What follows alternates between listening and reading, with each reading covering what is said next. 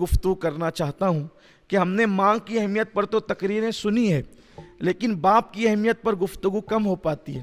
سب سے پہلی بات تو یہ ہے کہ ماں کا رشتہ بہت مقدس ہے، لیکن پورے قرآن میں اللہ نے ماں کی قسم نہیں یاد فرمائی، اللہ نے قرآن میں باپ کی قسم یاد فرمائی۔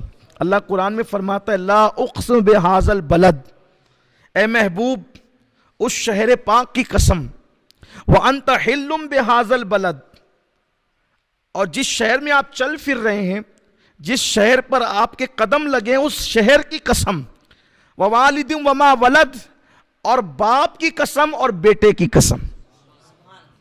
تو اللہ تعالیٰ نے ماں کی قسم قرآن میں یاد نہیں کی بلکہ باپ کی قسم یاد کی۔ اسی لیے فقہا فرماتے ہیں کہ ماں پر افضلیت باپ کو ہے۔ حق کے معاملے میں ماں آگے ہیں، جیسا کہ حدیث پاک میں آتا ہے کہ میرے آقا علیہ السلام سے کسی نے پوچھا یا رسول اللہ سب سے زیادہ مجھ پر کس کا حق ہے؟ فرمایا تیری ماں کا۔ پھر کس کا ہے؟ کہا تیری ماں کا۔ پھر کہا کس کا ہے؟ کہا تیری ماں کا۔ کہا پھر اس کے بعد کس کا؟ کہا تیرے باپ کا۔ حق کے معاملے میں ماں آگے ہیں اور افضلیت کے معاملے میں باپ آگے ہیں۔ فقہا فرماتے ہیں کہ اگر کسی کو کسی شہر جانے سے ماں نے اجازت دے دی اور باپ نے منع کر دیا تو وہ جائے گا نہیں بلکہ رکے گا، اس لیے کہ باپ وہ ہے جس کا فرمان ماننا ماں پر بھی فرض ہے اور بیٹے پر بھی فرض ہے۔ جیسے کہ بیوی شوہر کی اجازت کے بغیر باہر نہیں جا سکتی، تو چونکہ وہ ماں ہے بیٹے کی تو یہ افضلیت ہے باپ کے لیے۔ بلکہ حدیث پاک میں یہاں تک آتا ہے کہ اگر بیٹا نفلی حج کے لیے جائے یا سفر تجارت کے لیے جائے اور باپ کہہ دے تجھے نفلی حج نہیں کرنا، تو اس کے لیے فرض ہے کہ وہ نفلی حج نہ کرے۔ یہ باپ کی اہمیت۔ آقا علیہ السلام فرماتے ہیں باپ جنت کے دروازوں میں سے ایک دروازہ ہے، اور فرمایا کہ بیچ کا دروازہ ہے، باپ جنت کے بیچ کا دروازہ ہے۔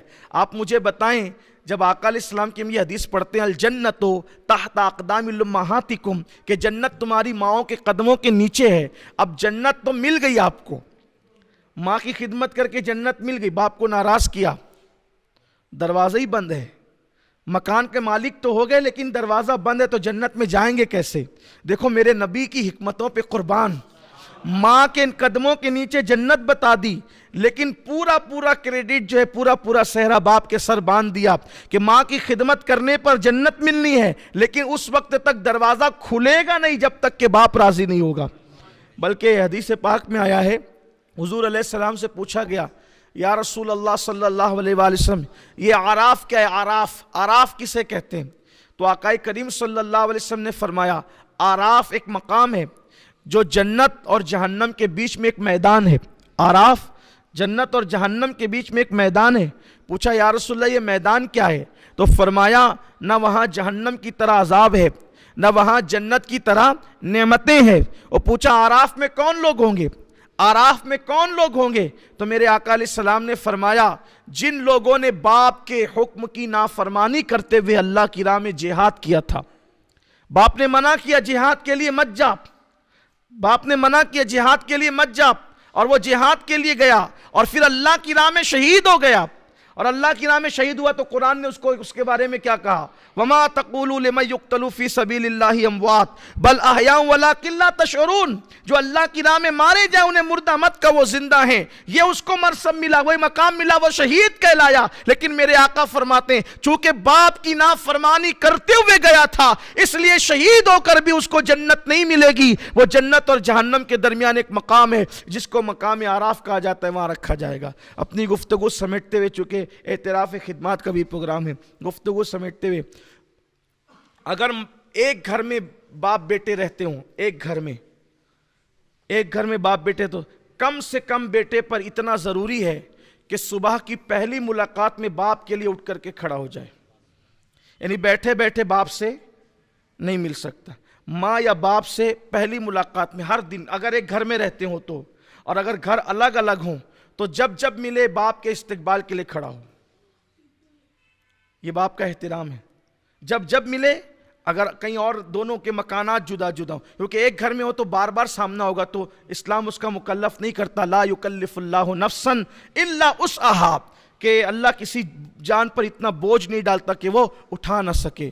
ایک گھر میں رہتے ہیں تو لیکن پہلی ملاقات میں اٹھ کر کے کھڑے ہونا ہوگا، اور اگر کہیں اور رہتے ہو تو بار بار اٹھ کے نہ کھڑے ہونے کا وبال کیا ہے؟ میں اور آپ تو کوئی حیثیت ہی نہیں رکھتے. آئیے ذرا امام حمیدی کی طرف چلتے. امام حمیدی نے اس کو لکھا ہے جو روایت میں پڑھنے جا رہا ہوں بیان ہے. یہ امام حمیدی کون ہے؟ بخاری کے راویوں میں ان کا شمار ہے، بلکہ پہلی حدیث جو انما الاعمال بالنیات ہے اس میں حمیدی کا بھی ذکر ہے. اتنے بڑے محدث ہیں حمیدی، انہوں نے لکھا جو میں بیان کرنے جا رہا ہوں. حضرت یوسف علیہ السلام جب کھو گئے تو یعقوب علیہ السلام نے 50 سال تک رویا بیٹے کے لیے. 50 سال تک روتے روتے آنکھیں خشک ہو گئی، آنکھیں سفید ہو گئی. پھر ایک دن آیا کہ دونوں باپ بیٹے ملے تو حضرت یعقوب علیہ السلام کو یوسف علیہ السلام جب بادشاہ بن گئے تو مصر بلایا کہ اب آپ ملک شام چھوڑ دیں، مصر آئیں. تو یعقوب علیہ السلام مصر گئے تو حضرت یوسف علیہ السلام ہاتھی پر بیٹھے ہوئے. حضرت یوسف علیہ السلام تھے ہاتھی پر، ایک روایت کے مطابق تخت پر، ایک روایت کے مطابق تخت پر، ایک روایت کے مطابق ہاتھی پر. اور حضرت یعقوب علیہ السلام آ رہے تھے اونٹنی پر. تو اب باپ اور بیٹے میں جب 50 سال کے بعد ملاقات ہوئی، وہ بھی 50 سال دونوں ایک دوسرے کا انتظار کیے، تو اس کا شوق فرشتوں کو اتنا تھا کہ فرشتوں نے اللہ سے کہا اللہ آج ہم اجازت چاہتے ہیں کہ وہ باپ بیٹے کا ملن دیکھنے کے لیے جائیں کہ 50 سال کے بعد باپ بیٹے ملتے کیسے ہیں. تو حضرت یعقوب علیہ السلام اور یوسف علیہ السلام دونوں کو انتظار تھا. یوسف علیہ السلام چاہ رہے تھے کہ میرا باپ جو میری محبت میں روتے روتے نابینا ہو گئے، آنکھوں کھو دی، آنکھیں سفید ہو گئی، میرا کرتا ڈالنے سے تو آنکھیں مل گئی، میرے باپ نے کتنے صدمے اٹھائے، آج میں اپنے باپ کی زیارت کروں گا. اور یعقوب علیہ السلام کو تھا کہ میرا بیٹا جب کھویا تھا تو 8-10 سال کا تھا، آج 50 سال ہو گئے، اب وہ بیٹوں کا باپ بن گیا، اس کے کئی بیٹے ہو گئے، آج میرا بیٹا، اور وہ یوسف علیہ السلام جیسا بیٹا. اب دونوں باپ بیٹے آمنے سامنے آئے. حضرت یوسف علیہ السلام باپ کو پہلی نظر میں دیکھ کر اتنے جذباتی ہو گئے کہ باپ کے استقبال کے لیے اٹھ کر کھڑے ہونا بھول گئے. بے ادبی میں نہیں ہوا یہ، نبی تو یہ کر ہی نہیں سکتا، نبی تو گناہ کر ہی نہیں سکتا، نبی تو خطا کر ہی نہیں سکتا. باپ کی محبت میں اتنے جذباتی، اتنے گم ہو گئے کہ اٹھ کے کھڑے ہونا بھول گئے.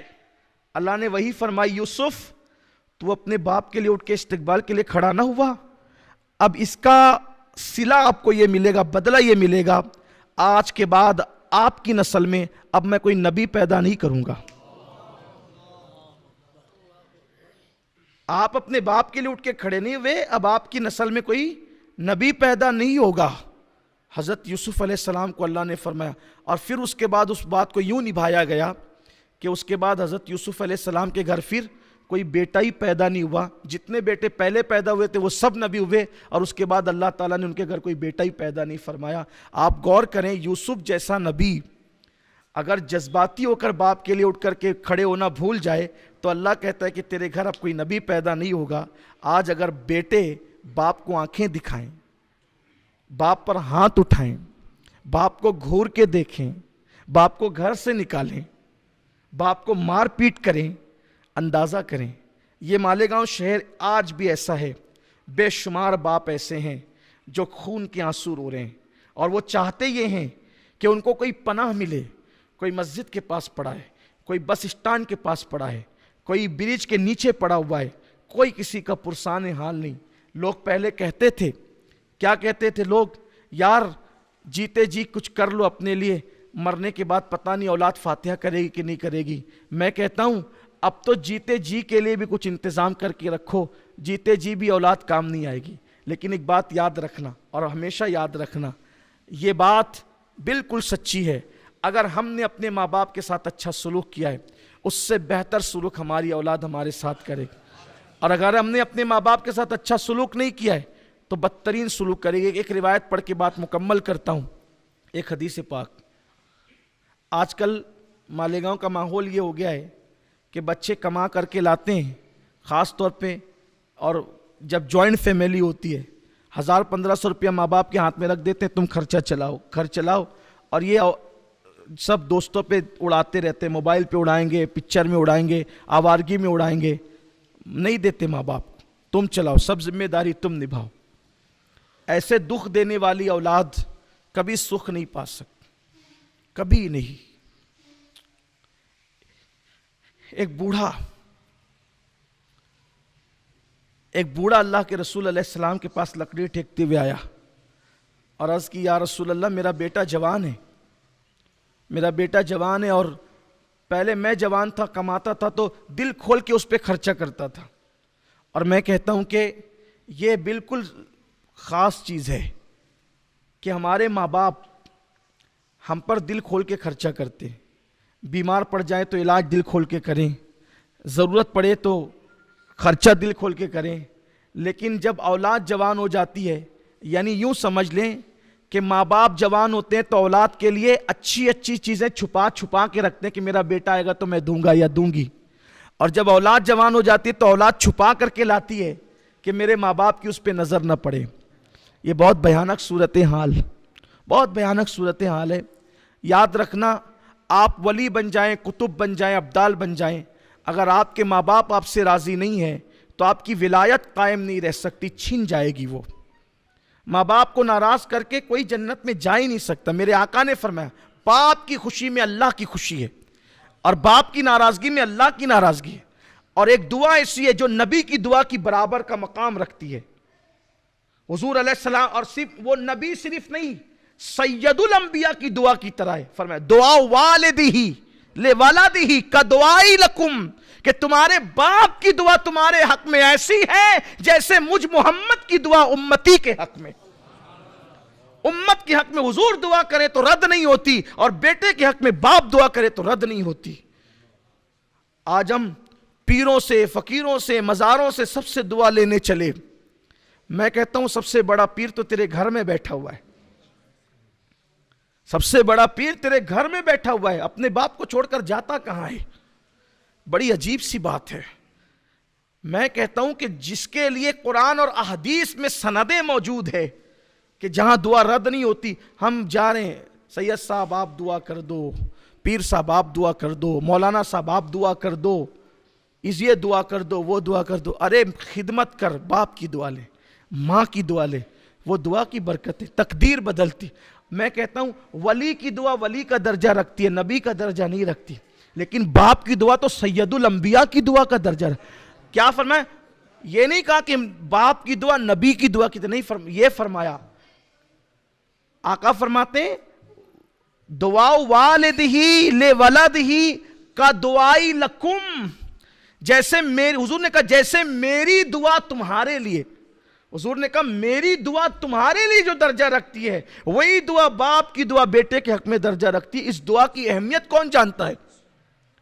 عرش ہلا دیتی ہے یہ دعا، تقدیریں بدل دیتی ہے یہ دعا۔ اس دعا کا مقام کیا ہے لوگوں کو پتہ ہی نہیں، ادھر ادھر بھٹک رہے ہیں بیچارے مارے، اور مرکز دعا گھر میں موجود ہے، ماں اور باپ کی شکل میں۔ تو میں جو حدیث آخری بیان کرنے چلا تھا کہ یہ کہ بوڑھا باپ آتا ہے اور کہتا ہے یا رسول اللہ جب میں جوان تھا بہت خرچہ کرتا تھا اس پر، اور اب یہ جوان ہے میں بوڑھا ہو گیا ہوں جبکہ میری بیٹیاں اور بچیاں بھی ہیں، اب میں اس سے مانگتا ہوں تو یہ مجھ پہ تنگی کرتا ہے، صحیح سے دیتا نہیں ہے پیسے۔ حالانکہ اب لوگوں کو ایسا خطرہ رہتا ہے یار میں ابا کو دوں گا، اماں کو دوں گا تو دوسرے بھائیوں پہ یہ خرچہ کر دیں گے، بہنوں پہ خرچہ کر دیں گے، اس پہ اڑا دیں گے، اس پہ اڑا دیں گے، یہ لوگوں کو ڈر رہتا ہے۔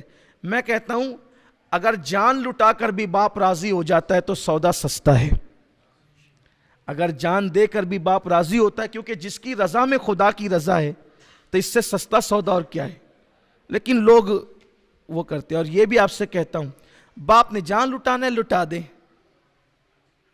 ہمیں تو رضا سے مطلب ہے، اللہ کی رضا چاہیے۔ میں دیکھ رہا ہوں میری نگاہیں چھوٹی سی عمر میں ان تجربات سے گزر رہی ہے کہ کچھ لوگوں کو میں نے دیکھا جو مسجد کے اندر پانچوں وقت جماعت میں موجود ہیں، داڑیاں بھی بڑی ہے، ٹوپیاں بھی سروں پر ہے، ہر سال رمضان شریف میں عمرہ کو بھی جا رہے ہیں، ہر سال حج کو بھی جا رہے ہیں، سب کر رہے ہیں، لیکن ماں باپ کی وہ خبرگیری ان کے یہاں نہیں ہے جو ہونی چاہیے۔ باپ سے اونچی آواز رہتی ہے، جبکہ امام اہل سنت اعلیٰ حضرت نے لکھا کہ ماں اور باپ سے بات کرو تو پہلے حکم یہ ہے کہ ان سے اجازت لو، بغیر اجازت بات کرنا بے ادبی ہے، اجازت لو، اور اجازت لینے کے بعد ایسے لہجے میں بات کرو جیسے ایک غلام اپنے آقا سے بات کرتا ہے۔ یہ ہے ہمارے مذہب میں ماں باپ کی اہمیت، بڑی اہمیت ہے، بہت بڑی اہمیت ہے۔ تو اس باپ نے کہا حضور وہ دیتا نہیں ہے، میں پیسے مانگتا ہوں۔ تو اتنے میں بیٹا بھی آ گیا، عرض کیا یا رسول اللہ یہ میرا باپ ہے، یہ مجھے بہت ستاتا ہے، مجھ سے پیسے مانگتا ہے، خرچہ مانگتا ہے، تنگ کرتا ہے، میرے اور دوسرے بھی اخراجات ہیں۔ اور ایک روایت کے مطابق ایسا ہے کہ پہلے جوان آیا پھر بوڑھا آیا، ایک روایت ہے کہ پہلے بوڑھا آیا پھر جوان آیا۔ بہرحال اب جب یہ بات ہوئی نا، بوڑھے باپ کی بات سنی، جوان سامنے آ گیا، تو میرے آقا رونے لگے بوڑھے کی بات سن کے۔ اور حضور نے جو جواب فرمایا وہ یہ، آقا فرماتے ہیں اے بوڑھے، جہاں جہاں تک تیری فریاد کی آواز پہنچی میں دیکھ رہا ہوں کہ ہر پتھر ہر درخت ذرہ ذرہ رو رہا ہے تیری آواز کو سن کر کے۔ اور پھر اس جوان سے کہا اے جوان، تو بھی تیرے باپ کا ہے اور تیری پوری دولت تیرے باپ کی ہے، تیری دولت پر تیرے باپ کا حق ہے اور تو اس سے چھپا نہیں سکتا۔ اور پھر میرے آقا علیہ السلام نے فرمایا جس سے باپ راضی اس سے اللہ راضی، جس سے باپ ناراض اس سے اللہ ناراض۔